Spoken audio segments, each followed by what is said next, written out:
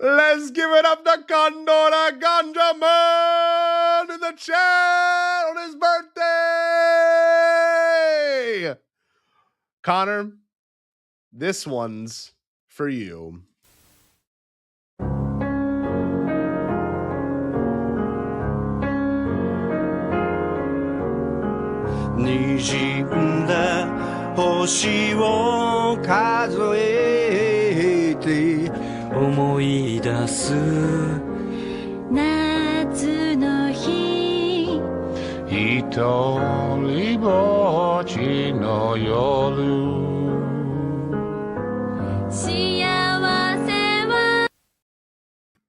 We're bringing this energy of Condor. Today, we're going to see Connor turn into this man. Had a little bit of money, so the Lord did me good.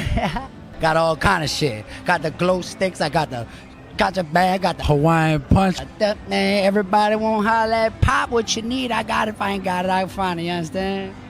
I'm selling glow sticks. Glow sticks that go with the yeah. You know what I'm saying? When we talk about crawfish, we talk about boiled crawfish, we talk about jambalaya, we talk about crawfish bread, we talk about crawfish pasta, crawfish etouffee, crawfish wrap, and crawfish jubilee.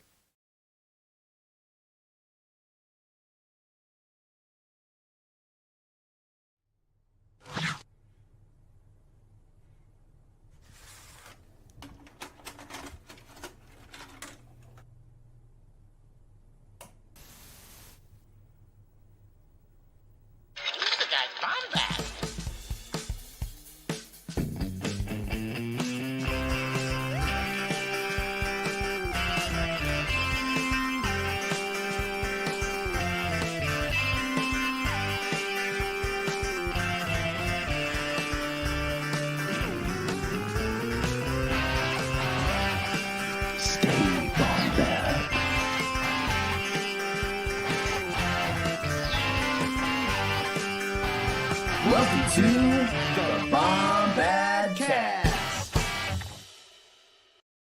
What's going on, Bombad fam? We're coming in for a special discussion this evening. We got a special guest. We're going to be hyping up a few things. We're very excited here, and we're talking about Masayoshi Takanaka and Star Wars. I can't wait. I am Scotty Jarrow. I'm super excited to be here with y'all today. It's going to be a great stream. You'll be getting updates live hopefully by Saturday and Sunday of some pretty cool things happening in our world. I'm feeling good. Holy Thursday here. I'm off work tomorrow. Not so bad. That being said, I'm bringing my boy Jerry the Cannon Junkie Cable. Wanna have you near me? I wanna have you hear me say it. Yeah, what up, boy? Ooh, it's me, the junkie. Ooh. That's all I got. That was good, G. That was good. Jerry, there we go. get this chat. Scotty. Everyone in the chat's going to freak out. Me and Jerry are going to be seeing You? each other Me? on Sunday. Sunday fun day, Easter together. Easter, the death Easter. of our Lord, no resurrection of our Lord. He's back. Cheers. Bombad's back. Here we go, watch this. Bombad's back. Whoa, it is risen indeed. You taking a shot? Oh, shit. Here we go. All right, look Hey. in the chat. We put a poll up. We said, "Do you know the legendary Masayoshi Takanaka?" And I put one in the chat for yes, 2 in the Here, chat for let me put no, mine. or 3 for papaya. Papaya. I'm gonna put mine in there. I'm just kidding. Just put as many 3s as you want. You know what? We'll go. I know of him, but you know what? It's a 2. It's a 2. It's a 2. It's a 2. It's a 2. Anyway, happy to be here. It's not just me and my boy G. It's someone else really special. No, we're joined by someone that was a guest. He's been a guest like once a year. We need to have him back more often. He's one of our buddies. I went to Japan with him. We're talking about Trunt, DJ Truck, Trey, double, triple Lux on crumble cookie matcha style, extra Dubai chocolate, light Haruto Suzuki, let it glaze, T-Nap 2.0 studio, queef queef. Harry Thornford. Also, Herr mit Herzen There he is. There's You Trey. You forgot the Gluck Gluck sauce. Oh, Zonkey sauce. Zonkey Gluck style. Gluck. What's Gluck, up, Gluck, Gluck. fellas? Excited Looks- to be here. Excited to Interstellar talk. 5555. Oh my god. Oh my God, You better Trey. What's Trey? up? First things first, I would like to say happy birthday to Condor de Ganjaman. He turned 41 today. He looks great though. He looks great for 41. And have a Diet Coke on me, Condor. You know its name? Yeah, cheers to Condor. What's up? He's got different names. This is his name on this page. Conrathian 2789. Isn't that badass? Whoa, Hard to Conrathian. track him down. I Sounds like know. he's from Dune. What the Dude, hell? Messiah. Conrad, there he is. Christ. Yeah, dude, Connor's like the Dune book that they can't adapt because the Paul Atreides turns himself into a giant worm. There we go. Connor's like Paul. He mixed with becomes the Oprah. god, Yeah. That's right. like a He is god. he is like a god. No, super happy to have you here, Trey. So for some context, everyone, obviously we're going to be talking about this throughout the entire discussion, but there's a reason why we're all here, and it's because on Saturday I'm flying up to Chicago from Louisiana, and I'm going to be hanging out with Trey and Roach and Curtis, and then on Sunday I'll hang out with Jerry as well. So Yeah, buddy. That was Roach. Whoa! He's ready. that was Roach. There we Revving those go. engines. Revving those engines to be What is ready. happening? I've in all my time living here, which is now 6 months to the day, or 5 months to the day, that has never happened. And this guy just going on his motorcycle in circles. I was telling you today, I think this Takanaka concert is the most excited I've ever seen you in your life. And I went to Japan with you, and I honestly think you are more excited to have the VIP Takanaka Chicago experience than you were to go into Japan. Look, can I be real with you? This is the anniversary of my wedding. This should be my 3rd year wedding anniversary. So like part of me is like, yeah, it should be that Wednesday. So like part of me is like, I love the fact that like we're taking a time where would normally be very sad and like I can't believe I'm not with my person anymore. You know, like that should normally be like what my mood should be. But like to be able to like be excited for this concert, to see you, because a year ago, another thing we got to add to this, a year ago, Trey and I were prepping for Japan, and Bombad was too. And this is before the book came out and the panel and all that stuff. So it was a very hyped time. So in a weird way, I'm kind of channeling the energy from last year with like the midichlorian panel. I practiced it maybe 30 times before I did it. So like same thing as like I'm listening to all the Takanaka music. We wanted to do this stream tonight only because like a lot of people don't know this guy, and I'm not lying. I really do think this tour will make him blow up. Like I'm actually kind of convinced he could win some sort of like not a Grammy, but like some sort of like acknowledgement. Like, yes, this man. Hold on, wait. I hear it come back around. Motorcycles come back around. This is not Japan. This wouldn't happen in Japan. So sorry, the motorcycle is like right out the window. But yeah, no, I'm thoroughly convinced like this man's gonna get so much traction that he'll have to come back and do another tour. But also, he might not. He's 73 years old. He still smokes. He is just an older guy, and he hasn't toured. He has not done a world tour in 41 years. So it's just so interesting. I will talk to you all about all that, but I want to hype up this trip. It's because we're all going to see each other. So that being said, it's happening again. Do y'all hear it? It's funny because the microphone like mutes it half the time. So you're like, can you guys hear it? And it's just silence. And then the other It just makes you sound schizophrenic. Yeah. You sound Bloom. I can tell you, Bloom. It's good stuff. But you know what? We gotta glaze. I gotta glaze Trey. Can I glaze you, Trey? Yeah. Trey's an amazing host. Yeah, go for it. Trey's an amazing host. And Trey second. I can second that. Amazing. So obviously we've been planning this trip. God, when did we buy these tickets? I think it was November. November. So like obviously we had no plans other than going to the concert. So tying in Jerry was like for the last 3 weeks we got this planned, and we like had the volume. Yes, we had to bully him a little bit, I can't do anything without getting bullied. Yeah, absolutely. but it's gonna Just be small quick bean. because like this feels like its own little trip again. You know what I mean? This feels like its own little trip to And Japan. you're here for like 5 days. Yeah, Which is, I mean, that's a long time. that was longer than I came over. No, I was the same length I came over the summer the too. same length. But I mean, I like, I don't want to get too far ahead if you are going to explain, what you're doing on the trip. But I mean, we have Music Box, we have Chinatown, we have the baseball game, we have the planetarium, we have the concert, we have going to the Indiana sand dunes. We got to film some sort of like Dune 3 like fake trailer. Yes. Like, how do I get a worm costume? can you ride me? I'm going on Amazon right now. Go look for like some like random ducting or something. From like can I buy a worm costume and we get a sled and we ride down the dune and you're like Paul Atreides and then we have Chase singing like the Paul Atreides sound. Yeah, content. Wait, Trey. Good news, Trey. Hold on, check this out. Here we go.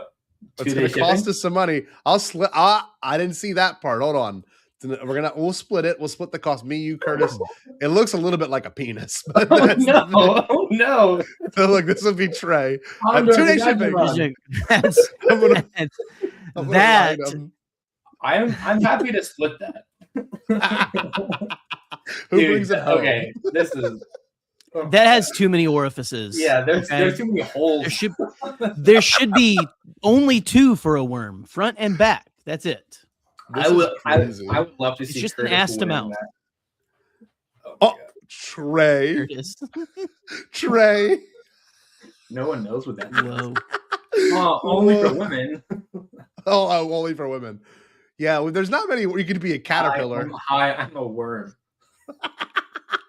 This one's a shitty worm. This is a tequila worm. We can get it Saturday. We can ship it here.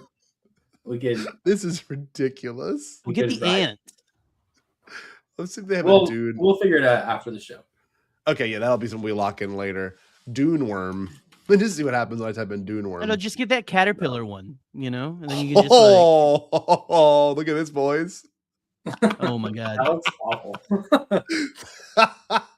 Terrible bodysuit. So no, to kind of pivot off Trey there. Yeah, no, we've got a bunch of fun things planned.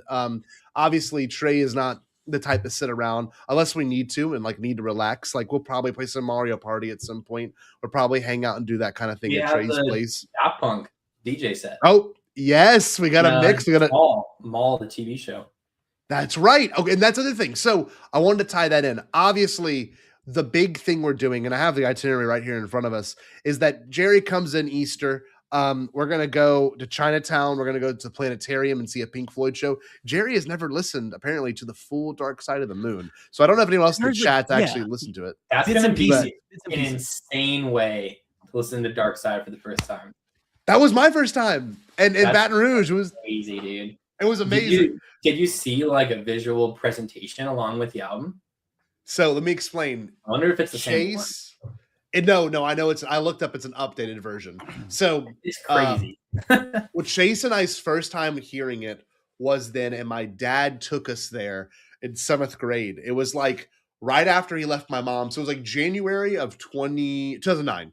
And so like I have a vivid memory of like, this is one of those ones that like, oh my God, Dad's on his own. This is kind of weird. What's this? What are these like? How do I navigate these kind of feelings and stuff? So does your dad like Pink Floyd? Yes. So my dad showed me Time. He showed me Another Brick in the Wall. He showed me all those, just the big ones. But I feel weird now because now I'm the guy that's going to be like, Jerry, here's an album that truly could show it to your son.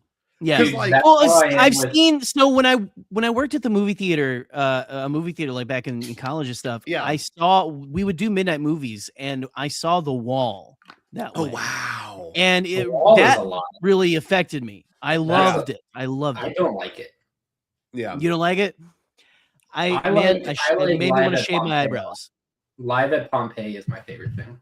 That was a good one. Okay, it's a concert video. I have it on DVD. I bet I've heard, to answer Nathan's question, I know that I've heard tracks off of it, but I don't remember ever sitting down and just listening to it all the way through, much less having whatever the Jerry planetarium is is kind going to of do like to you. our friend Curtis. I describe Curtis as an escaped defector of the state of Ohio. Right. Like I had him try like real ramen for the first time, and I introduced like yacht rock to him. You know, you can't shame Jerry for being a defector of Arkansas. He was in a bubble, and he has only experienced real life for a decade. And he's like Captain America when he comes back, and he has that list, and it's Nirvana, Star Wars. I was gonna say every time Trey mentions something, I write it down in my notebook here. So, he's like, worms. What are these? Inflatable costumes, mini orifices. Yes. Okay. My dad also likes Pink Floyd, and he likes Time a lot, so we've bonded over that song. But the planetarium experience is insane. I will not say anything else about it. I can't wait. I will say too that I even like I will appreciate the Curtis comparison because I love that man, and so I'll take that gladly. We will probably see him on Sunday, right? I mean, I was gonna say no, you won't. He's going to Indiana for Easter. Okay. No, but we'll be at Dong Po. He's taking off work Monday, so maybe on Monday. That's wonderful. Okay. He's missing Dong Po though. I'm sure he's furiously typing in the comments. He's panicking. Curtis, come on, man. Our boy right here. Love that dude. But one thing to note as well is it's gonna be cool to have Roach be with us. You know, we've all three hung out several times. We've also, you know, like we did Claire's wedding together. We've obviously done celebrations together. We'll do, you know, LA Operation Get Jay to LA in 2027. But and Curtis will be there too.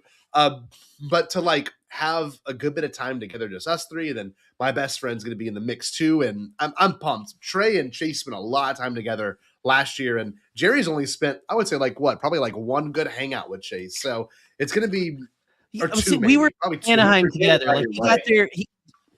He got there the end of Anaheim. Yes. I remember. Yep. And then my wedding. So Jerry it's gonna be fun. Saw Chase at the airport when we left Baton Rouge. I did. Yeah. We hung out a little bit for No. It was a little awkward. Yeah. Just a smidge. But now we're close friends. I yelled at him after getting locked out of our hostel for an hour at 2 a.m. Really connects you with someone. Oh man, it does. And like any of those experiences do. And like the benefit is Jerry and I will be sharing a bed as well in Chicago. That'll be kind of fun. A little queen bed. Sultry.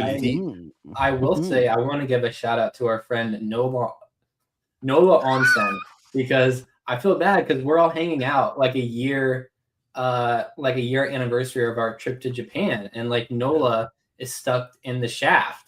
Like, you know, bricking ice cubes and putting them in IKEA stores. And I feel bad because I wish he was here, you know? Yeah. Noah, bring back to Pink Floyd. I wish you were here. I know. Oh, that was good, Trey. I like that. Noah. I have yet to meet the legend. He's my favorite British man. Infinitely better than Charlie and Jared. So just get excited about that. Impressive. Nola Onsen. Okay. Outlawson. Nola Onsen, Outlawson, Noah Olsen. You're gonna Nola Lawson? No, there's like 5 more words. Nola Lawson. Nola Onsen. I'm not gonna say it. Noel.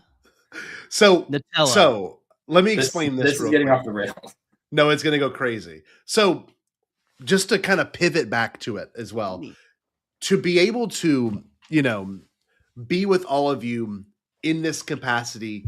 To be able to even hang out and just shoot the shit for, you know, at least 2 days together is going to be awesome. And there's a lot of other things to look forward to, but the one big one, which is why we're all here in the first place, is Maul. The fact that we're going to be able to see a premiere of a Star Wars show together is kind of a rare thing, if I'm going to be honest with you. OLED. On an OLED TV? Not a potato computer. Not a potato computer. Not off your flooded PS5. You will be watching it on a regular PS5. We watched like a little bit of Andor at that hostel TV in Yeah, that was weird. Was that in Tokyo? Yeah, in Tokyo. That was in Tokyo. Yeah. Shinjuku in That was particular. strange.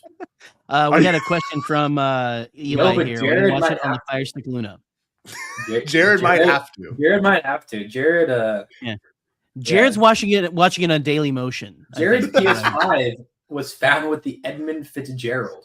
Actually, no one that's right near me. That's crazy. No one knows how that happened, but it's in the middle of Lake Michigan. Ask about it.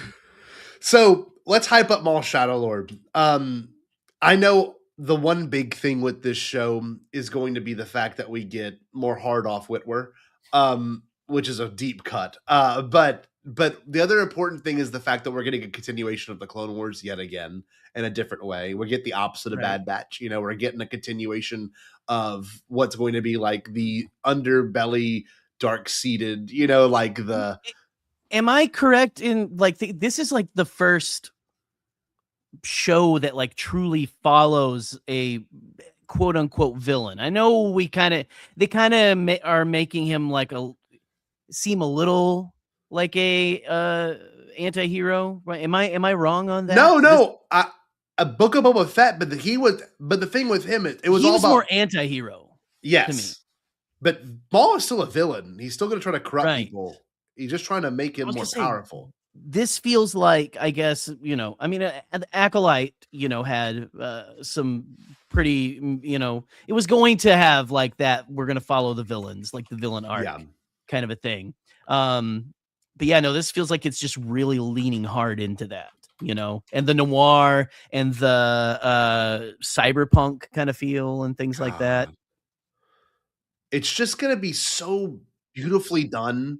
And that's the part I seem to like. I get fixated on is like Bad Batch looked amazing. Clone Wars season 7 looked amazing. But this looks like just next level design. And it's intentional. I know the actual design choice is very intentional to make it look almost like a painting now. But if you look at where we were at in 2008 to 2026, I mean, it's like, it's insane. Like I wanted to pull up a clip that they have. Hold on. I know we're going to get probably some interesting character stuff. I know it was announced today, or it had been rumored or leaked or something today that we're going to get a second season, which is unbelievably exciting. The fact that they're already, you know, that's the one thing people forget. This stuff's animated a long time ago. Like this has been in the can for how long you think, Trey? How long do you think this has been locked and in the can? Had to be. Wow. So we're looking at 2022, like before Mando season 3 even aired. Because like you got a lot to do, and they don't do it all. Like they don't do it week to week. I mean, it's a huge process, and so the reason I'm saying that is because it's exciting that we're going to be getting a show like that's really fleshed out and pretty much finished. You know, with big character beats, and I'm sure it's going to be successful. I know my stepdad in particular, like all these guys that grew up like really wanting to have the Darth Maul of their fantasy are finally getting the Darth Maul of their fantasy, you know, which I think is going to be sick. I don't know how y'all feel about that, but I'm very excited for that. Yeah, I think it's cool. My like thing is that I've said over the last 10 years is that my favorite Star Wars is when it's animated. Like, I think Star Wars just kind of works best in animation. Maybe you don't have some of the constraints of live action. I'm not like, oh, I can tell this was in a small room or something with animation where it's beautiful. And Clone Wars was great. Bad Batch was great. And then my goated show, Star Wars Rebels, is great. So they don't miss, you know. I haven't seen Resistance. That's my only blind spot. Frankly, it's not really ugly, so I didn't see it, but I need to see it because I know it's probably good. Yeah, I may be the only one. Did you watch all the way through it, Scott? I finished it. Yeah, I like that's it. That's what I started my YouTube career with, was talking about that show and everything. I didn't know that. It looks the cell shade. Yeah, no, my early Canon Junkie days was pretty much all like talking about why you shouldn't be sleeping on that show and stuff like that. But I mean, it's more like a slice of life than the other animated shows, right?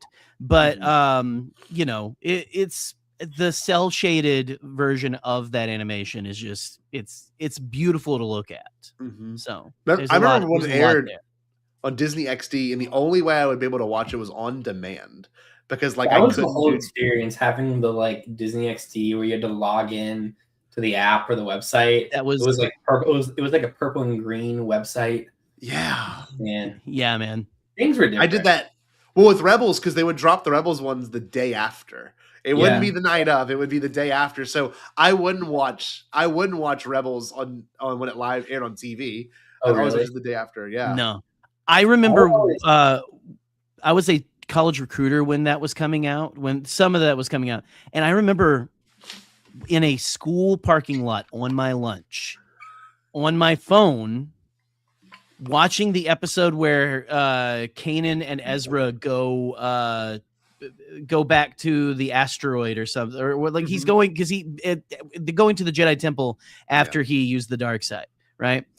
On like one of those like potato websites. So it was like one of the like it was like the not free, it was the free and it shouldn't be website kind of thing. Just like me sitting there watching this like pirated copy of this thing. Yeah. I was like, because I was like so hungry for it to come back at that time. On an iPhone 6, probably. It was it was bad, bro. I think it was it might have been the one that the school gave me to use for work. I think. I don't know. I can't remember. We'll see. So that's excellent. I just remember like when things would drop, it wasn't always good either. Like sometimes it would be in lower quality. Like it just didn't look as crisp as it would in the TV. And we just have such a weird standard now where like shows drop on Disney Plus at 12 a.m. now. Well, the animated shows for some reason. So I was gonna say I am bummed out about that one thing. Honest to God, who's that for? I guess international people, but like I don't think Charlie actually wants to wake up at 6 a.m. and watch them all. Exactly. Like I'm gonna wait till the next morning to watch it. You know, when it drops on Tuesday. I hate watching these shows in the morning because I'm not like ready for it. You know, it's like, okay, I gotta wake up. Yeah. I take it's gonna be 22 minutes each, like most of the shows are, and then you know, two drops, 40 minutes. I mean, that it's not gonna be too bad. But to be able to watch it with y'all is exciting. So we're gonna pull up a clip real quick. They just dropped this yesterday. So obviously, this show's marketing has been, I think, the most they've done in a long time. Like I don't remember Bad Batch getting this much of a round table, and then this, and then this. I think it's because there's nothing else out right now. That's probably the case. And the only thing coming out is Mando Grogu, and that'll be in the end of May. So like this is the thing that's going to hold us over as Star Wars fans at least until May the 4th. And that's when the Mando press tour kicks off. So the finale's on May the 4th, and then that press tour kicks off the following thing. So and you never know, they might do some crazy shit where they tie in this somehow to Mandalorian, because it's happened. I mean, I'll never forget watching Mando season 1 and seeing Grogu force heal Grief Karga, and then that same week I'm in theaters and I see Rey force heal on screen for the first time in a movie, a snake and Kylo Ren, and then you've got the same exact time Fallen Order dropping. Like it was like, I mean, that might have been when the bubble burst. That's when people are like, okay, Star Wars too much, but this show is going to be very exciting because we're going to get to see a side of the galaxy that we've always speculated on. They might even be using those scripts, Jerry, that we speculated on last year with Star Wars Underworld. So like, I'm sure they're going to work some of that in here as well. So let's check out this clip real quick, and then we can go on to some Takanaka after that. But this is getting me super hyped up. I watched this one earlier. You have been replaced.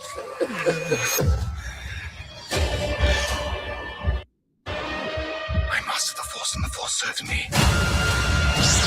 I master the Force, and the Force serves me. I master the Force, and the Force serves me. I master the Force, and the Force serves me. I master the Force, and the Force serves me. Shadow Lord Street. That's gonna be badass. Okay, it's my first time seeing this. Okay, and so now They have so now the dark side has their version of I'm one with the Force and the Force is with me. Yeah, Yep. But it is interesting. Yep, I love this one though. I mastered the Force. Let's see, hold on, what is it? I master the Force and the Force serves me. Master the Force and the Force. It's the same exact rhythm. It's the same exact rhythm. Oh man, this show's gonna kick ass. It's like not to like make too much. Like you get the Lord's Prayer, and then I think in the Luciferian Bible and stuff that Anton LaVey made, I think that he has an exact like a copy of it, but slightly different. So it's kind of like that mirror. Of the dark stuff, okay, you know, kind of thing is what it feels like to me. That's wild. I mean, look at these shots, dude. You're right, Trey. I think Star Wars is the best when it's animated because there's truly no constraints. There's no like, you can't look at it and go, well, that didn't look believable. You know what I mean? Like there's none of those caveats that you kind of have to fall into, you know? This is the best this has ever looked. Oh yeah, look at that. Like this is the best the Clone Wars animations ever looked. I'm curious too, like how this series will tie into where we see Maul and Rebels. Yes. That's like a very random spot for him to be in, you know. Like I would assume that this show would probably end with him on Malachor. God, one would only hope, man. That's what I would think too. Yeah, I think you're right. And this is the trailer from 2 weeks ago, so we can watch this one as well. I'll turn the volume down a little bit. Associated with several criminal organizations. Just the journey of this character is kind of insane. You know, so to go from Phantom Menace to Clone Wars to Solo to Rebels, not in order, and then to Clone Wars again, and then this is like just kind of crazy. Yes, and like and somehow he got more complex, whereas you see him in the Phantom Menace, and you just he's way more complex than the Phantom Menace. Oh yeah, I mean it's just it's the buildup of like dead fan favorite. All what people had tattoos of this guy. Jerry would probably remember the best. This dude was everywhere. He was everywhere. And people were just bitching for years after Phantom Menace came out that he got killed. Like it's just like I had so many people, you know, even going to see Solo. I remember, I think one of my cousins, I went to see it like in Arkansas with my family, like after I had moved up and everything. We were visiting and we went to see it all together. And one of my cousins was like, so this is before the Phantom Menace is when this takes place. And I was like, well, Solo, known 70-year-old man. And I mean, what? I mean, pretty much. Yeah. Well, that guy also turned out to be a flat earther. So, you know, he wasn't really following anyway, I think so. What's pretty cool though, to bring that in, I will still always say that Solo Maul moment was the biggest risk that Disney Star Wars has ever taken. Ever. Like that was like, that's a take. Well, we're not going to hold your hand. Like you're just going to sit here. If you're not really aware of Clone Wars or Rebels, you might just sit here confused, buddy. And the crazy thing is what Get caught up. I think you're right though, Trey, is that we're going to see him end up on Malachor, but we're definitely going to see him end up in this too. As they may even literally do a cut where they show Kira calling Maul and Maul sitting on that throne or wherever he's sitting with man spreading and like, you know, captures the double-bladed blade. Like we could very well get the other side of that scene, which would be really freaking cool because by this point, I mean, he would hopefully still be in power. And what is Solo's technically 10 years before New Hope? Is that the number?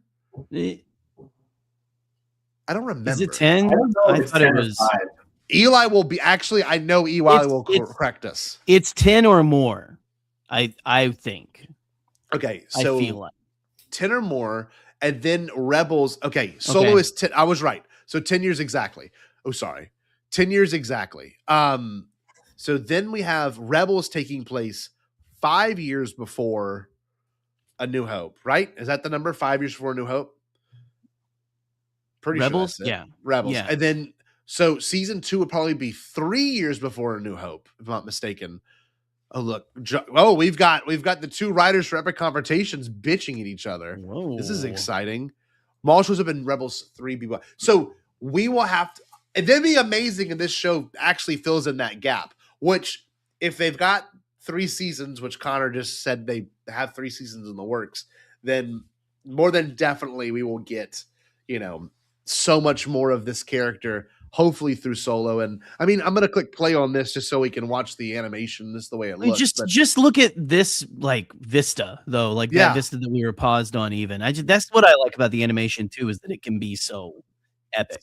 Every frame is art. Yep. Yeah. You could take any frame. Like there were frames from all of Bad Batch. Anytime like they were like doing establishing shots of planets, like of the landscape, it was always breathtaking. Yeah, like this shit is crazy. Oh my god. It's also cool, Maul like having an apprentice to an extent. Mm-hmm. I don't really know. I don't know anything about this show, but it looks sick. Well, to be able to watch it with y'all, with the one thing that all of these shows openers do is they always kind of recontextualize things. The biggest and best example was Bad Batch, where you saw Order 66 again, for the very first time, and you saw it from so many different perspectives. And then are we going to see it again? You think at the beginning of this show? Do you think? Probably not. I don't think we saw it. We saw it in Clone Wars. I mean, I know we saw, but like, do you want to see his like ending perspective or something, like him landing or something? I guess it won't actually show 66 enough times. Yeah, it won't show 66. It won't show 66 probably. What I'm saying is, I'm thinking there's going to be a cold open to this that's going to make Star Wars fans go crazy. Because I know a lot of our friends, which we didn't get invited to, which is so cool, got a press roundtable. Do you know if they got screenings as well, or do they just get interview questions? I'm not sure. I don't know if they saw any of.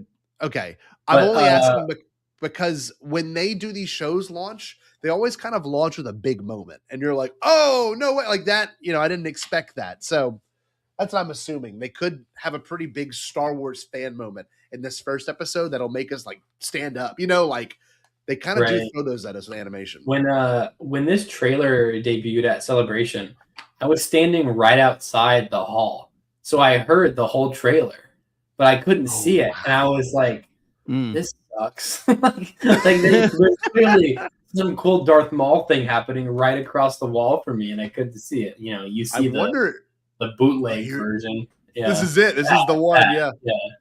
Yeah. Look at that. I'm like 200 feet to the right. My panel had just ended too. Yeah. It just ended. That's what it was. Nova Onsen and I were wandering Chiba. Look at that. Yeah, we've seen this full trailer already. Man. So weird. That was only a year ago. That was less than a year ago. This is the one thing we left Celebration really talking about. Remember when we left that Sunday, we were like some of the things we're most excited for? And most of us said the best reveals were, which I didn't see, you didn't see, was this. And then, of course, the Ahsoka 2 one that Trey and I saw together. That was amazing. The Ahsoka 2 concept art one. That was awesome. But yeah, this is I think the murmurings of this have been around for like at least 3 years. They have been saying Maul show for a while, or just the trades have. But to see it, finally come out, and we'll be together on Monday as friends to be able to watch this is just, it's going to be so sick, dude. It's going to be very exciting. Anyone else haven't noticed anything else but the Maul show? Anything in particular before we move up to our boy? I don't know. I think we should move on to the guest of honor that I'm so excited to learn. The boys had their time. It's time for the men. It's time for Masayoshi Takanaka. So let me explain the lore of this, just so we get some context. Because a lot of people in here are watching it, maybe Takanaka fans. One of the bigger Takanaka pages did share this. I love Takanaka on Instagram. They've got like 34,000 followers. Yeah, go look. They shared it. So I followed them like yesterday. So they shared it on their story, and we may have some Takanaka people tuning in. We might make some fans tonight. But let me give you some context about how I found this guy, and also it's going to help some audience members as well. Whenever I was in college, I started college August of 14. you could go and you had to go to a thing called the math lab. And then Chase and I went to it every day. Well, you had to go and log in your hours, and you had some guy walk around helping you if you got stuck on these stupid ass fractions in algebra. I was not a good math student. I spent a lot of time there. And they would literally, you had to log these hours or it would deduct from your grade. You'd have to get like 4 hours in the math lab or 5 hours in the math lab per week, or they would actually, it would count towards your overall grade. I did not do well in these remedial math courses. So what I would do is it was a strict no phone policy. You had to sit down, you had to put your phone, you'd have to put your phone face down. These guys would stop you from playing on your phone or even looking at, because you were on their time. You would be going with your grade. So what they allowed you to do though was have another browser open to listen to music. You could log into your Spotify right when you get there. You could log into Apple Music. Didn't exist at the time. It was still not a thing. The other one that was big was YouTube. And at that point, Apple Music, Spotify, none of them had international music on their platforms. No Universal Japan, no Universal China, no. Sometimes even like other really big European countries would not have their music on those streaming platforms. The only way you could find them was through YouTube recommendations. So here I am. Trey may have had a similar experience, but I found Vaporwave first. Then I found, which is an internet genre within itself. That's completely born of the internet. It's chopping music, sampling it, making it slower. Then I found City Pop. Well, I'm sorry. Then I found Future Funk, which is adjacent to Vaporwave. But what they do is they take City Pop music, they chop it up, speed it up, or slow it down, which then led me to City Pop, which I found the album Pacific that Mac DeMarco recommended on a video. So then I listened to all of Pacific, which is by Harumi Hanzano. And then I found Masayoshi Takanaka. And then the only context I had of this guy, everything was in Japanese. The only thing I saw was, and I'll show you on screen, just this random Japanese man skydiving in the top right corner. That's the only context. So I'm looking at this album. Everything's in Japanese. I can't read a single thing. All I know is that I really love this music. And so it kind of gets buried in the back of my mind. And it shows up randomly.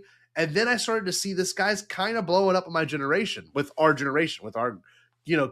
age of college kids. Because Trey, you started college in 2016, so you're really not far. And Jerry, you finished college when? In 2009? It was a while. Yeah. But you see what I'm saying? Right. Yeah. We were all the first to have internet music that wasn't like strictly LimeWire or strictly, pirating things off Napster. Like YouTube became a source for music. And I don't know about you, but that was a good, like when you first got your first iPhone, they had the YouTube app.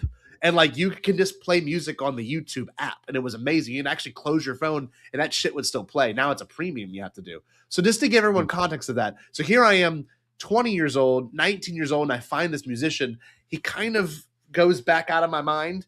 And then in 2019-ish, that's when I got like, we got our first house and like we're watching concerts in the living room like on Saturday mornings. And I forgot this guy shows up on my screen again.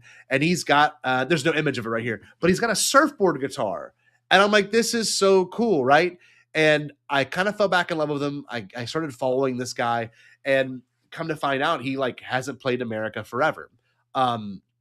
And then, I show him to a lot of people. I remember the night of my wedding, my friend Stevie, musician friend of mine in high school, I was like, do you know this guy? He goes, oh, he's the surfboard guitar guy. Yeah. So literally the night of my wedding, we stood in the like Airbnb we were at and we watched like 25 minutes of this concert of him just being a great guitarist.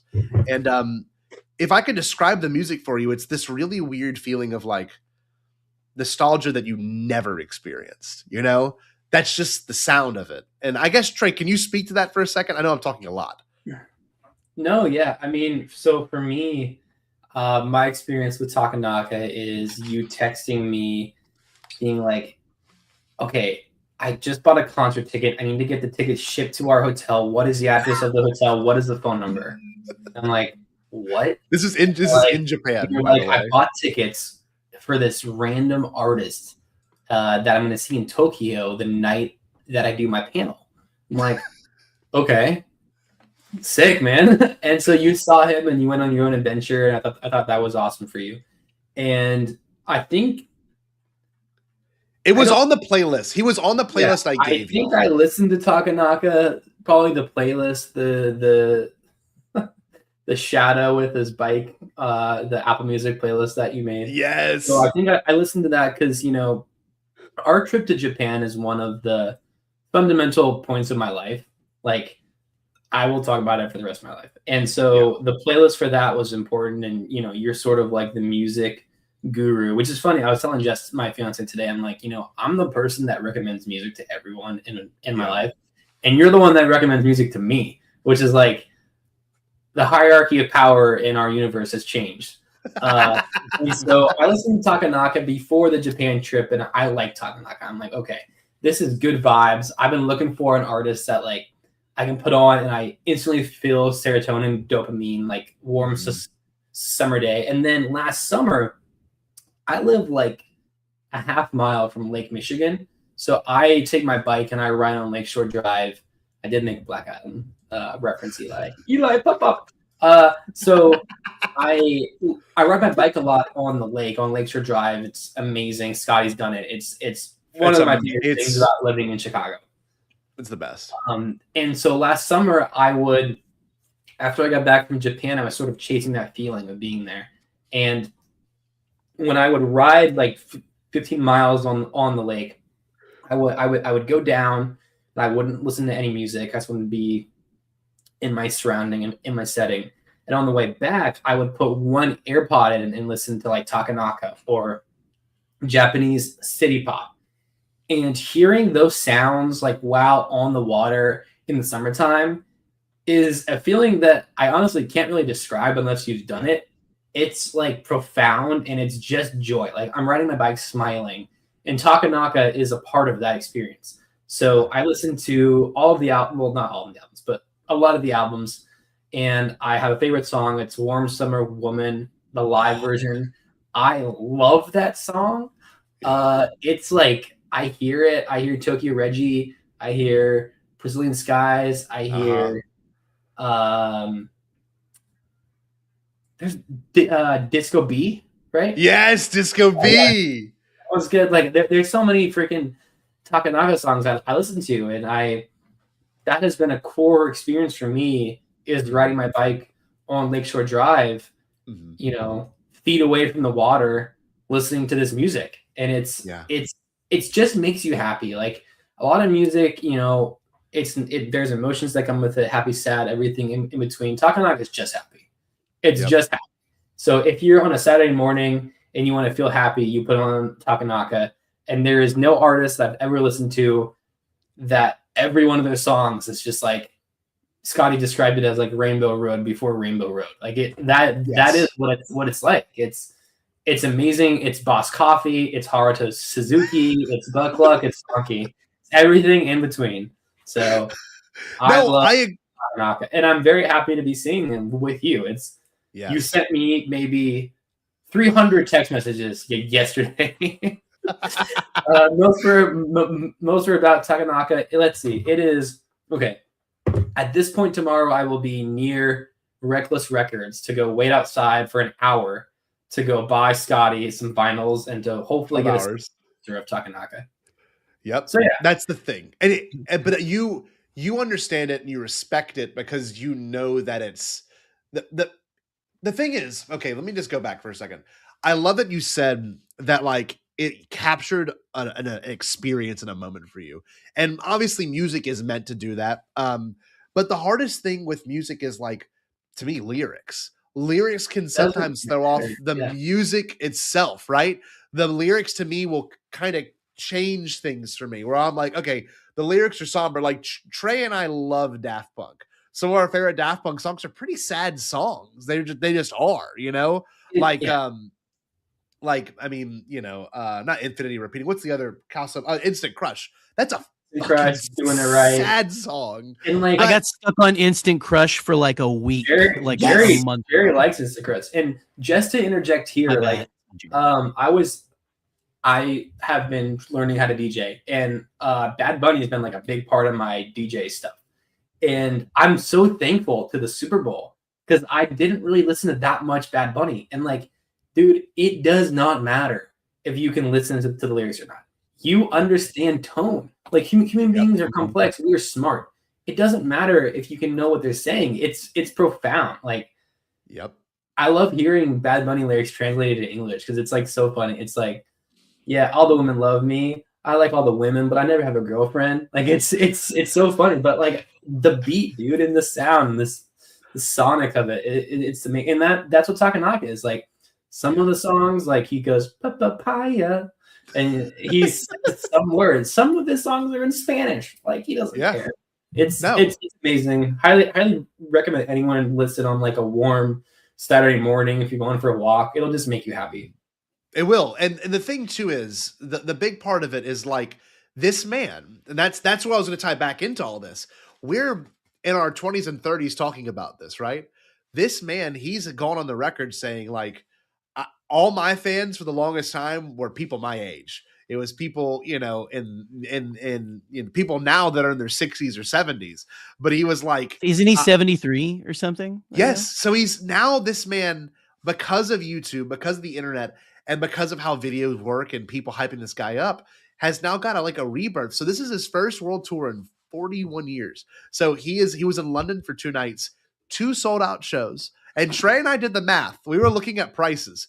In New York, his next show, which is I think it might be, it's not tonight, it's tomorrow night in New York.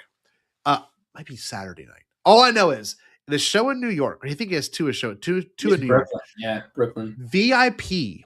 Trey and I paid $200 a piece for VIP front row, which we will be getting there like 2 hours early to ensure we're VIP front row the entire time. And I might even be that dick that pushes his way up to the front. I might. But we bought our tickets for $200 a piece. General admission was cheap. It was like $75 a piece or whatever. It was $35. They are selling now because this guy, and I firmly believe he's going to blow up after this tour. The VIP is selling right now for New York $2,500. That's insane. That's like a 1,000% markup, like 1,500% markup. He's going nowhere though. He's going just LA, Chicago, New York. That is it. It's crazy. 5 stops, and then he goes to Australia, and he goes like the belt of Australia, and that's it. He's done. It's like a less than a month world tour. So when I saw him, it was me with a bunch of old Japanese guys, and I'll show you some pictures right here. I mean, here's images from when I saw him in April, the night of my panel. You said it was really hot up there too. Say that again, buddy. You said it was really hot in there. Oh, it was very uncomfortable. Yeah, it was very uncomfortable. I don't know if AC is as intense as it is here in America, but in Japan it was warm. But look enough, it's a full band. They have 3 background singers, a percussionist. They got his guitar tech that sits next to him, which is so crazy. Then you've got a drummer. You've got 2 keyboardists. So like they do the full thing. I mean, they don't. Let me go to the next one. They don't cheap out. I mean, look, it is a ton of just older people. There was maybe a few close to our age. I was talking to our friend Haruto, and he was telling me how Takanaka is not very big in Japan. Isn't that crazy? Like he's mostly an international, hit. Yes. Here's the big one, Trey. I'm gonna cry when I hear this one. Which one is this? This is Otengo Suerte. Use the talk box. Dude, it's like Peter Frampton. Yep. But this is his shtick. He's kind of got like a Jimmy Buffett thing where like his fans are loyal fans. They all kind of get it. They all bring like little light up sticks and dance the entire time, and it's very fun, And the weird thing now is like he goes out and he's like, I can't believe the crowd doesn't stop roaring the entire time. And you can hear it at this concert. And Japanese concerts from what I've seen from Takanaka shows on the internet. And of course the concert I went and attended, it's all very in sync. They all clap on time. They all like do hand motions in time, but no one's like singing or losing their mind. And all the footage that have come out from this one concert, this one tour is like people singing the melody, people singing the counter melody, people singing the lyrics, and the crowd, the energy is like like, and people like, swaying with the music. Like, look how uniform this is. Everyone's standing in their seats or sitting, but it's just so cute. It's so different. Yeah, this is gonna be fucking awesome. Oh my God. His whole aesthetic too is insane. Yes. Like, it's not just music with him too. It's like a larger thing. It's just so happy. So this is like the biggest one. This is the one that'll like totally change your mood.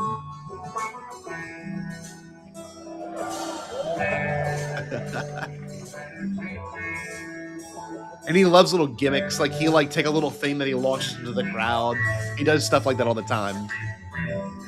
Yeah, I mean, it's just such a god tier experience. And like, I had a long day already, and I was really emotional just watching this in general. But to be front row and center, after hyping it up, and I've been listening to his entire discography, it's going to be amazing. So there's a reason why we brought him up in the first place, is that on his 1978 album, Brazilian Skies, he did a cover of the Star Wars theme that we're going to play right here for y'all. So that was the whole point of it, is like, and I couldn't find a single interview of him like glazing Star Wars in the 70s. I mean, not that I could even communicate with this man, but I would love to be able to ask him, like, well, did you like the movies? Have you seen the movies, the new ones or anything? And he probably, I don't know if he would say yes, but on this album, which is one of his bigger albums, it's such a cool image. I'll find it real quick. I think it actually, no, it's not on the thumbnail, but yeah. Jerry, are you enjoying this? Be honest. No. So the first time I ever heard of Takanaka was last year when you guys were preparing for, well, honestly, it was when you were in Japan and you were like, I'm going to this concert. I don't remember, at least maybe you were like mentioning him before. Okay. I may have. So this is and again, I think the only little bits of his, and I am intrigued because now again, you went to Japan last year and I got really into anime. Basically the same thing. No, but it's because I've been listening to a lot more J-pop and like J-rock and stuff, like different things that like songs that are at the beginning of like maybe some of the shows and stuff. Yeah. But like, it's led me to other music and everything like that. And this intrigues me. And the way that you guys have sold it tonight to me, just the pure serotonin, honestly, I'm 100% sold. I'm probably going to get a few of these or try to get some songs at least put on my playlist for Chicago. I've got an Apple Music playlist of his last set list that when I saw him, and I'd sent it to Haruto today. I was like, because Haruto, you're going to love this. So like, this man's born and raised in Japan. You know what I mean? Like, he didn't grow up listening to it. And today out of nowhere, we have a group chat with Haruto, and you'll probably text me the same exact thing Sunday whenever you're driving over if you end up listening to it. Out of nowhere, he sends an image of Blue Lagoon, which I think might be in this live performance. We can find that one. And he says, wow, this is banger. How didn't I know this? And I was like, dang. And so everyone in the chat's like, Haruto, yes, dude, yes. No way. Noah loves him too. Yeah, Noah loves him too. And Haruto, he goes, truly. Haruto says, I can't wait to see you dancing to these tunes in Chicago. And then, of course, we're all glazing Haruto because we love him so much. And then later, he sends more songs. He's like, this is fantastic. And I'm like, this is crazy. So I'm like, oh no, he said Brazilian Skies. Oh my God. I'm like, that's this album. And I said, let me give you the best one. And I sent him Matt and he hearted the message. But like, I mean, it's like, what time would it be there right now, Jay? 14 hours from now? It's 14, yeah. So it would 11 a.m. Yeah, 11. So he might even be at his job, like jamming to some freaking Takanaka. But this is the album cover that I'm referring to. And if anyone wants any recommendations on albums, this one's amazing. The photo, the record itself, Trey is going to be hooking me up with a couple of vinyl records from him, and like it's just so iconic in terms of looks and feel, and it's been parodied now. Like people have done like Mario versions of it, and I don't know, it's It's Brazilian Miku. It's like it's kind of iconic internet wise. And obviously, here's the infamous surfboard guitar, which I know sounds silly, but that's kind of like the thing people post that like makes him kind of special in who he is. He is touring with this guitar for the first time. It's only been a Japanese thing, so he's bringing this guitar out for the tour. And the one thing he is not touring with this time around is this song. So that picture, 1978, Star Wars blew up not just in America but around the world. And obviously they had the disco version of the Star Wars theme. They had the disco version of the Cantina theme. There was a bunch of different people that like made Star Wars covers. Bill Murray on SNL, you know. How does it go, Jerry? It's Star Wars, nothing but Star Wars, right? Yes. That's the one. It's like the lounge singer version of it. So this is like pre-holiday special. Like Star Wars was just everywhere. And obviously we're the product of, you know, what the prequels were and everything now too. So I was listening to this album for the first time, like, God, must have been like 10 years ago. And I literally heard this. I'm like, this is insane. So here's a live version on the 40th anniversary. No, yeah, the 40th anniversary of this album. And he does the Star Wars theme. And it has all the little motifs in it. And it's so good. Y'all are going to love it. So this is a good way to gauge his vibe right here.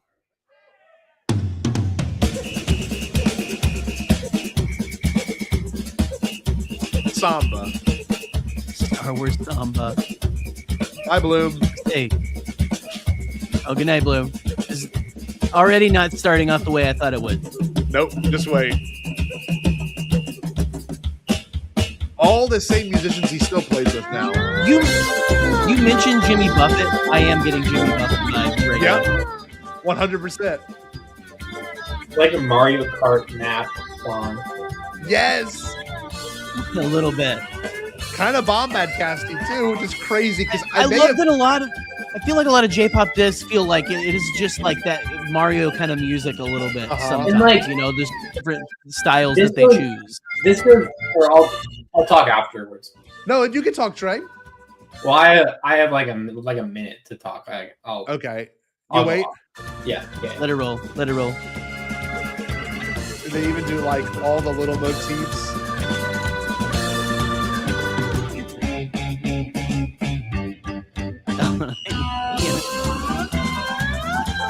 Right? I think Koji Kondo did use a lot of Takanaka as inspiration for Mario music.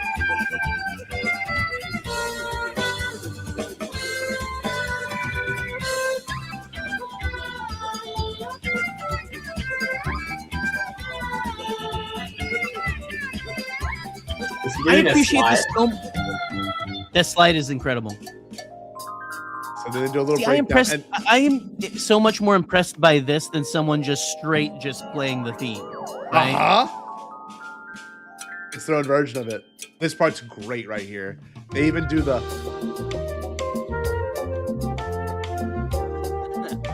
That's sick.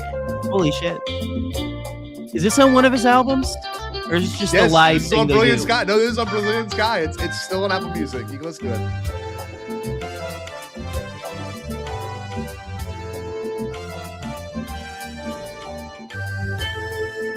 I wonder if we could get him to say "Stay Bombad."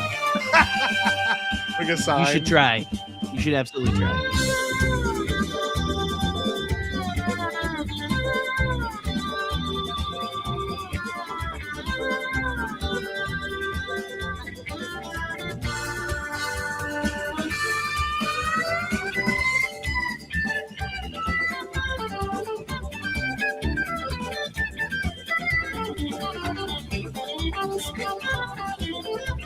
So good, man.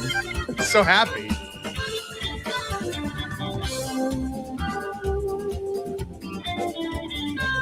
I want to see his tie better. What's on his tie?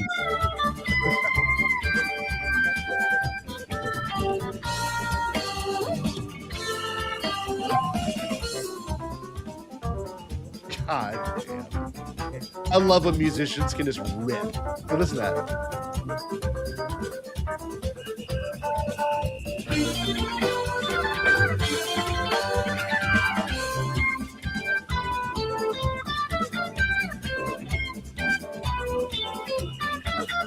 He like makes it his own thing.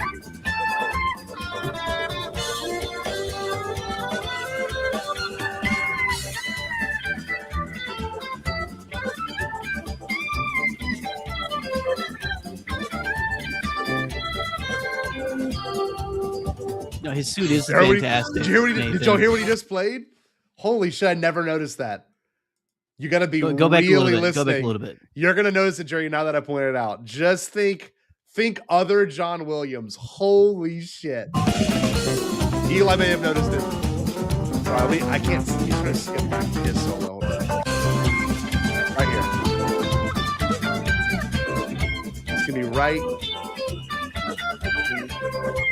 after this. You're right here, I think. Oh no! After this next little solo part, it's a melody.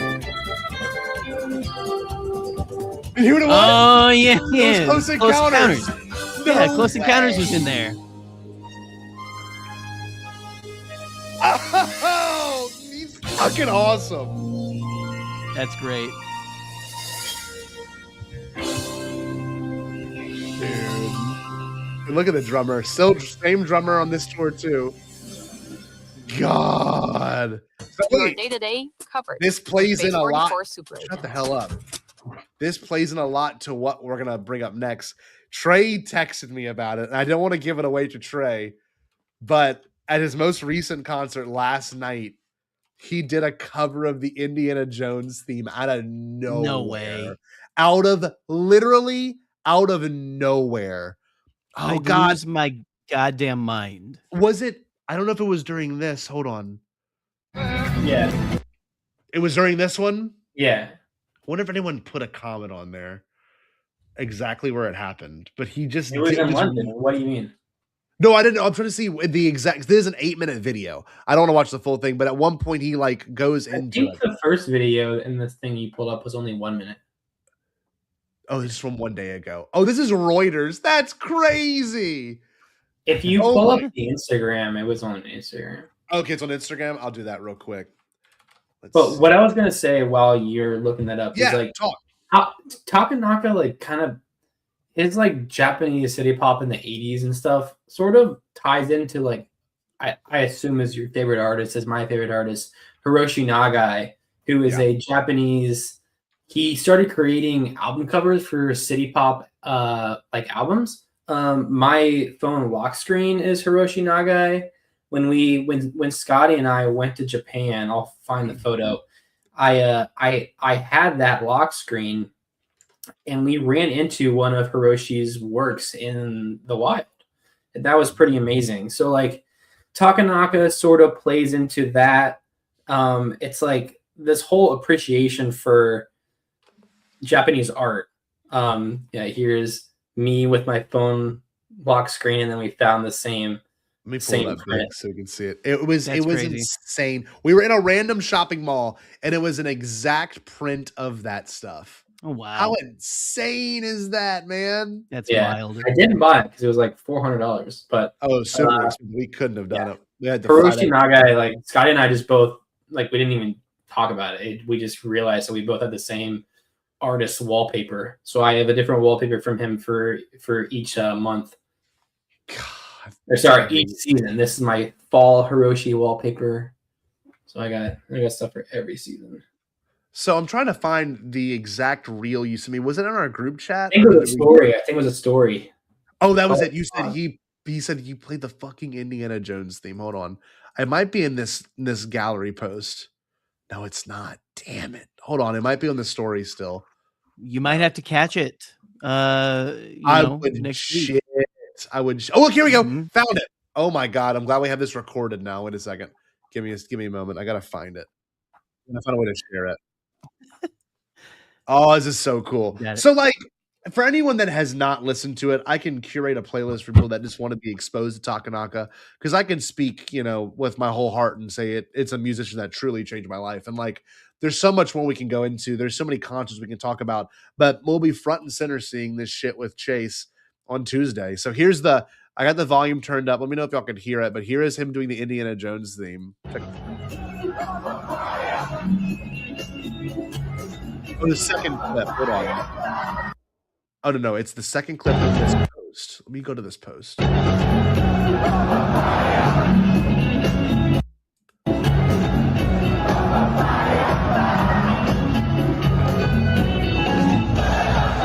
Oh, it's when they had to edit it.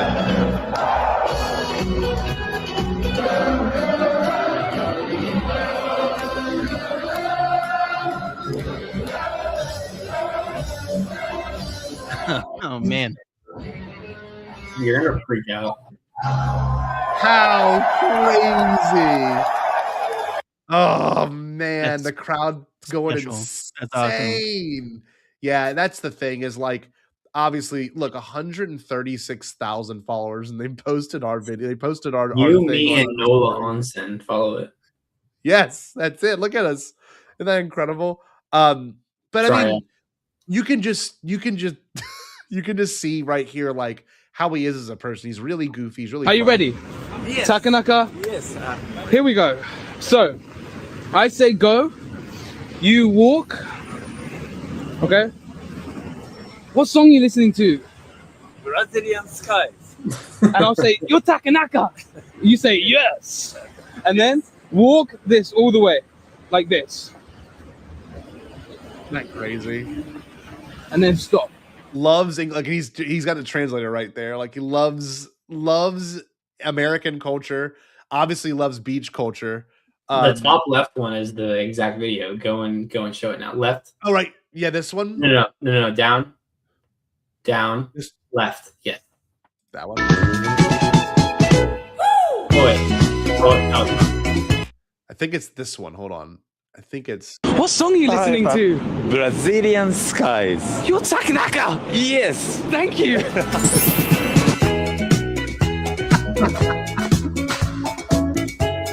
What a legend.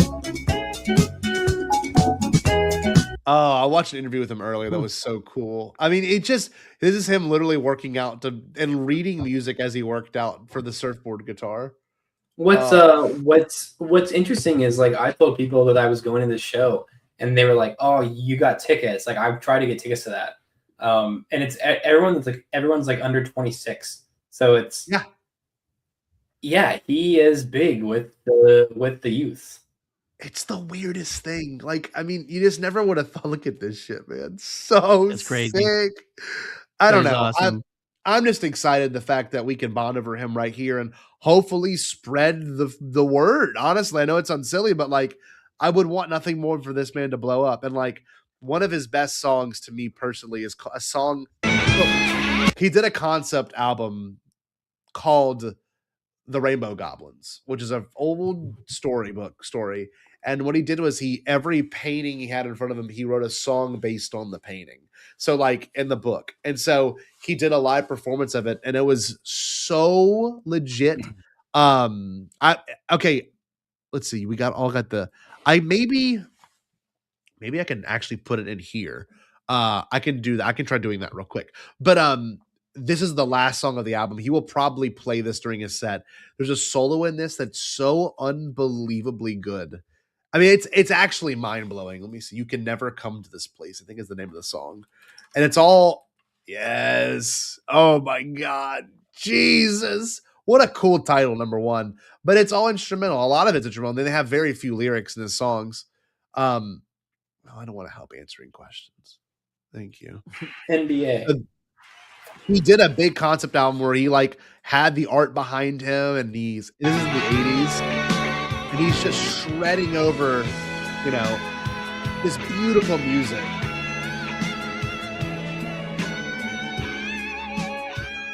His guitar, he's bringing this guitar on tour. It's the Rainbow Goblin guitar. He's got glitter in his hair. He's got his hair was dyed for this one show. He's just the shit, man.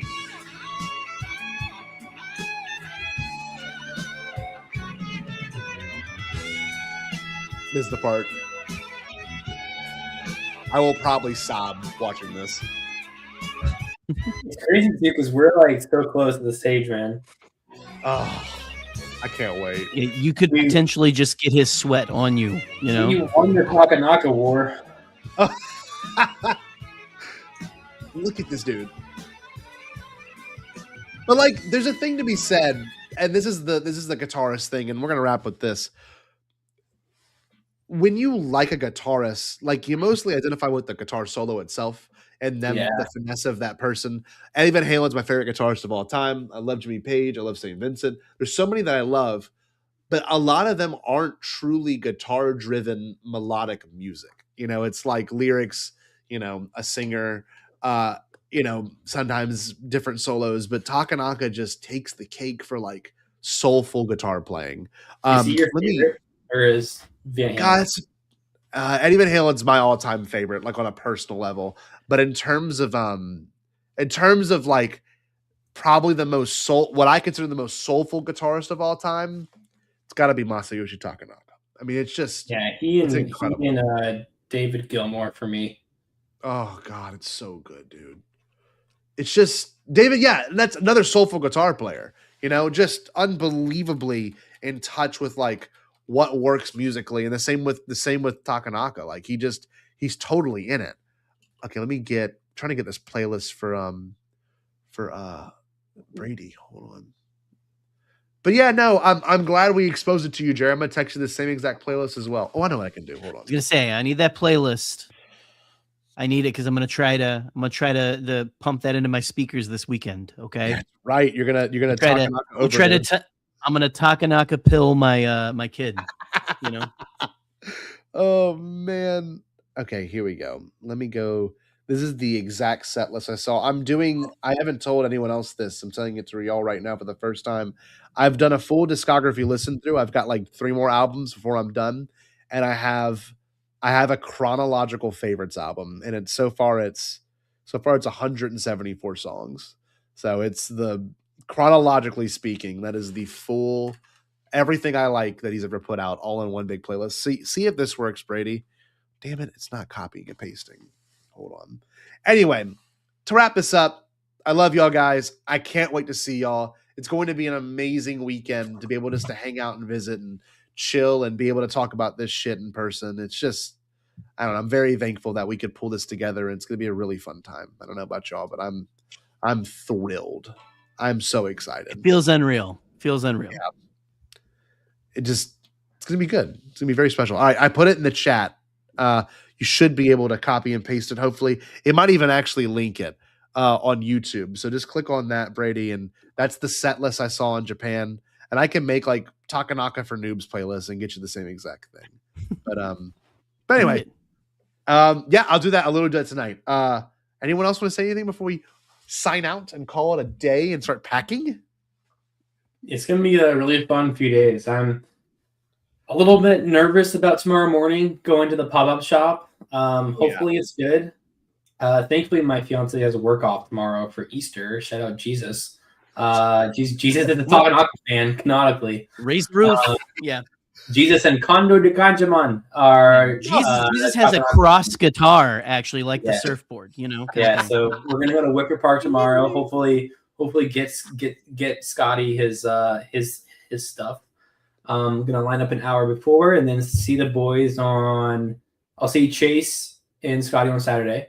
And then I'll see Paul, a.k.a. Jerry, on Sunday. Going to go to Chinatown. Going to go to Pink Floyd.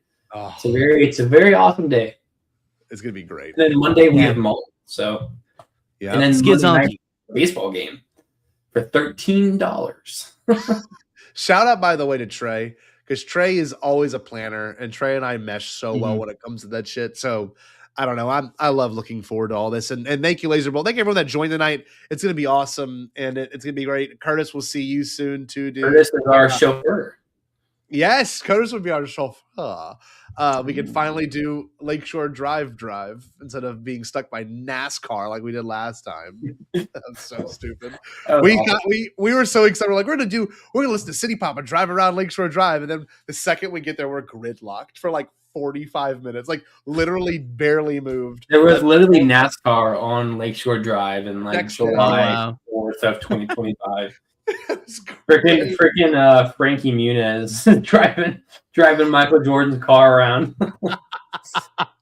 Oh my God! Yeah, so kids, I live on Lakeshore Drive. Wow, Laserbolt. So Laserbolt's he's always in Kin stuff on the Blathering, and Laserbolt is one of the few like Brady that like bled into Bombad. Laserbolt, and well, hold on.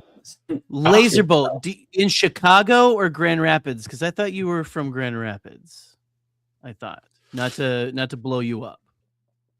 Oh, Ludington, Michigan. Ludington. Okay, like I say. There's a lot of Lakeshore drives over here too, by the way. Oh, well, that would make sense. Oh no, did Trey freeze? Trey, you froze for a second. I'm sorry. There's a thunderstorm happening right now. So it's over here too. Yeah. Trey and I experience the same weather most times. Of course, the one podcast I'm on every year, I get a rainstorm that clouds my Wi-Fi. Not very. He's in Michigan. Okay. Yes. Lame. And Laserbolt lives in a forest. That's the lore as well. Okay, Trey, you get the privilege to end the show. Oh, by the way, no stream next week. I thought, no joke, if we could record a quick review of Maul Shadow Lord, like just off the phone on Monday, like 10 minutes, maybe even less than that, like we could do one of those and just drop it for everyone watching now. But the following week, for 4 weeks straight, leading up to May 4th, we will have the one and only Joe Organa on for Bombad Mall Rides. So I got my Joe Organa shirt on tonight too. No way. Let's get that pulled up. I'm surprised you didn't notice that. Look at that. Oh, dude. Yeah. Little Joey. Meow. You know? Meow. Okay. Yeah. Anyway, sorry. Yeah. Looking forward to that, y'all. Joe Organa is going to be great. And of course, Trey gets the privilege. Shout out to Takanaka. Trey, what do we got to do, baby?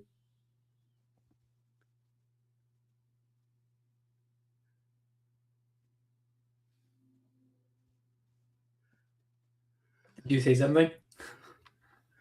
What do you got to do, Trey? What do we do? How do we sign off these shows, Trey?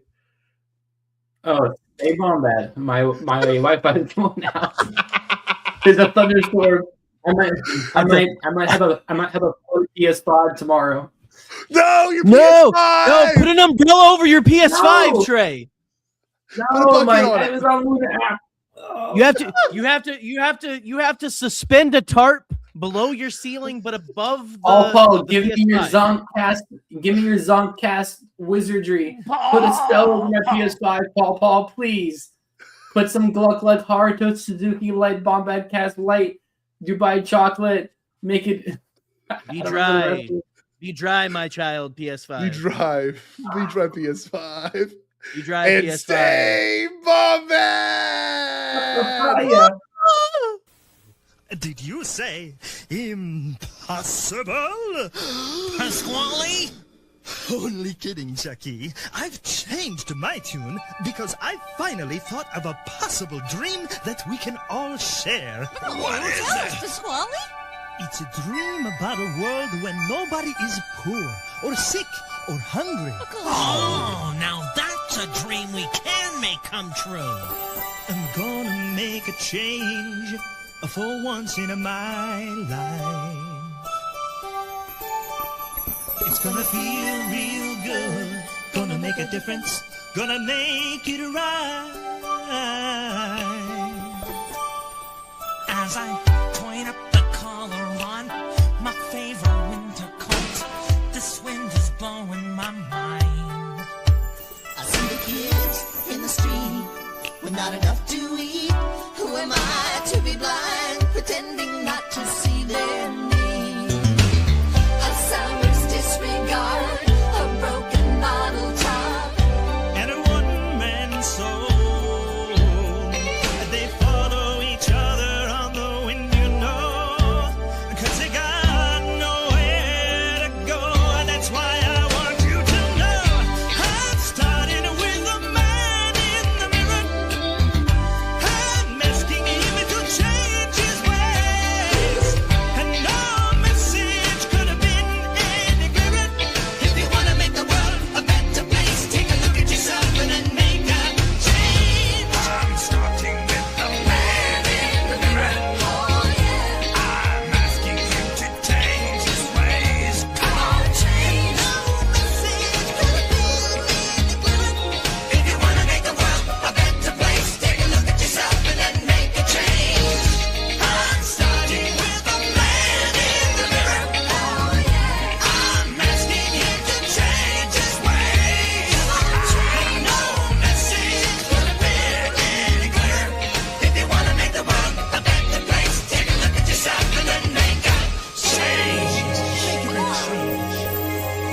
time for us to take a break.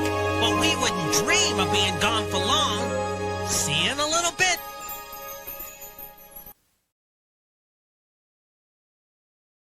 Happy birthday, Condora Ganja Man! Ganja Man!